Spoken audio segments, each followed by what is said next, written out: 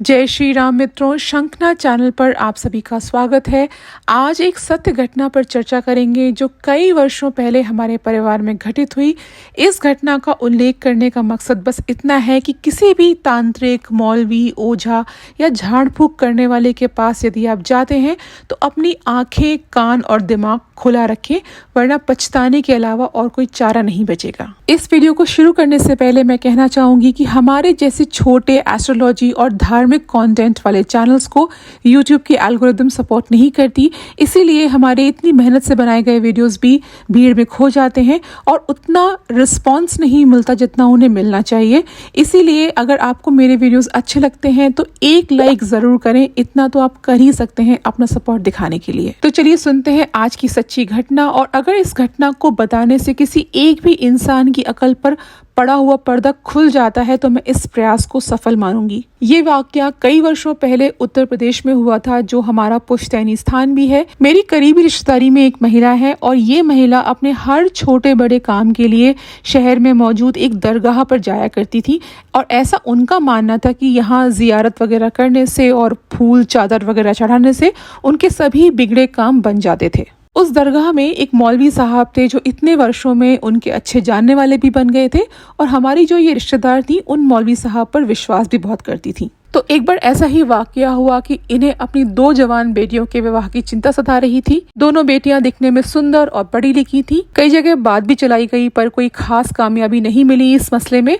तो आदत के अनुसार एक जुम्मे ये पहुंच गई जियारत करने। हर बार अकेली ही जाया करती थी, पर इस बार अपनी बड़ी बेटी को साथ ले गई थी कि उसके हाथों से ही फूल चादर वगैरह चढ़वाया जाएगा। इनकी बेटी उस वक्त तकरीबन 25-26 वर्ष की रही होगी। तो दरगाह में हाजिरी लगाने के बाद ये अपने मौलवी साहब से मिलने गई, जिनका स्थान उस दरगाह के कोने में ही था। उनसे मिलकर उस महिला ने अपनी मुसीबत बयान की कि रिश्ता नहीं आ रहा है, या आ भी रहा है तो बनती बात बिगड़ जा रही है। समझ नहीं आता कि ऐसा क्यों हो रहा है।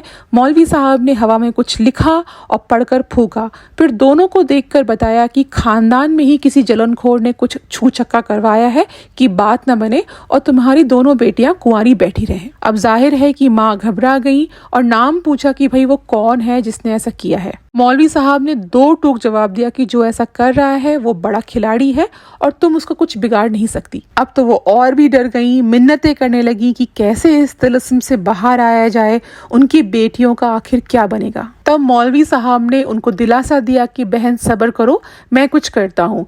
फिर थैले में से एक काला धागा निकाला जिसमें एक छोटा सा ताबीज बंधा था। उस ताबीज को उन्होंने फूंक कर मंत्र पढ़ा और उनके सुपुर्द कर दिया कि आज शाम को मगरिब के वक्त बेटी के गले में इसे डाल देना। मौलवी साहब को उनका नजराना यानी कि पैसे वगैरह देकर ये दोनों घर आ गई। संध्या यानी कि मगरिब के वक्त उन आंटी ने अपनी बेटी के गले में वो ताबीज वाला धागा पहना दिया जैसा कि उन्हें बताया गया था। गर्मियों का मौसम था, तपती दोपहर और उमस भरी रातें। उनकी बड़ी वाली बेटी रसोई में खाना बना रही थी।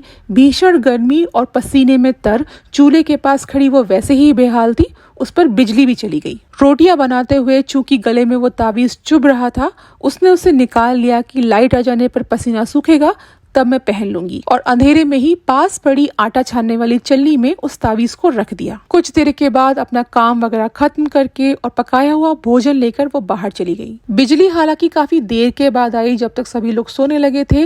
रात के तीसरे पहर यानी कि जो 12 से 3 का समय होता है, उस समय पूरा घर गहरी नींद में था। तब कुछ अजीब सी आवाज से उन महिला की नींद टूटी और ये खटखट की आवाज रसोई से आ रही थी। उन्हें लगा कि बिल्ली घुस आई है और मामला जानने के लिए वो उठी।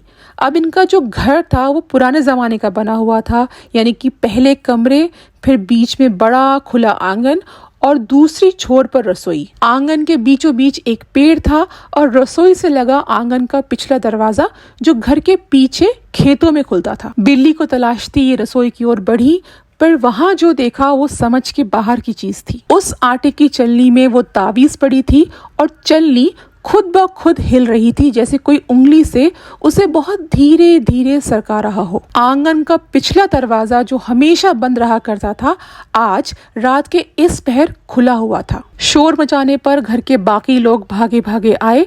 पहले तो किसी को यकीन ही नहीं हुआ इनकी बातों पर बाद में रात के अंधेरे में ही उस ताबीज को उस आटे की चलनी के समेत गंगा जी में फेंक दिया गया। हमारे शहर के बीचों बीच गंगा जी बहती हैं। बहुत देखा गया, बहुत ढूंढा गया, पर घर में किसी चोर वोर के आने का कोई नामो निशान नहीं था, क्योंकि आंगन खुला जरूर था पर दीवारें बहुत ऊंची थी और कटीले तार बंधे हुए थे। पिछले दरवाजे की कुंडी अंदर से किसने खोली, इसका जवाब किसी के पास नहीं था, क्योंकि उस वक्त हर कोई सोया हुआ था। अब आप खुद अंदाजा लगाइए कि यदि उस बच्ची ने उस तावीज को पहन कर रखा होता तो क्या हो सकता था। नींद की हालत में चलती हुई वो कहाँ निकल जाती पिछले दरवाजे से, कोई जान ही नहीं पाता, और जब तक पता चलता भी तब तक बहुत देर हो चुकी होती। मैं जानती हूँ कि अब कमेंट्स में कई लोग साइंटिफिक लॉजिक लेकर आएंगे या गालियां देंगे कि क्या बकवास कहानी है, पर भाई साहब कई चीजों में कोई लॉजिक नहीं चलता। जब ये खुद के साथ होता है ना, तभी पता चलता है, और लोग बदहवास भागते हैं यहाँ वहाँ कि कहाँ से मदद मिल सकती है। और मैं यहाँ किसी इस्लामिक ताकत पर कोई तोहमत नहीं लगा रही।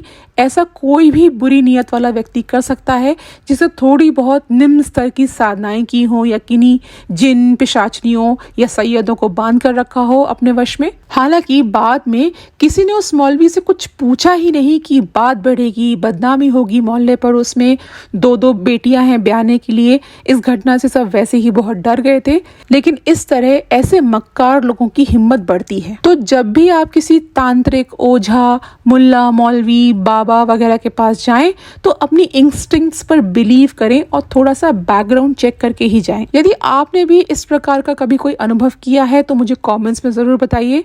हो सकेगा तो मैं उसे सबके साथ शेयर करूंगी इस चैनल के माध्यम से। और प्लीज मेरे चैनल को सब्सक्राइब कीजिए। मिलती हूँ अगली वीडियो में, तब तक के लिए जय श्री राम, जय मां पीताम्बरा।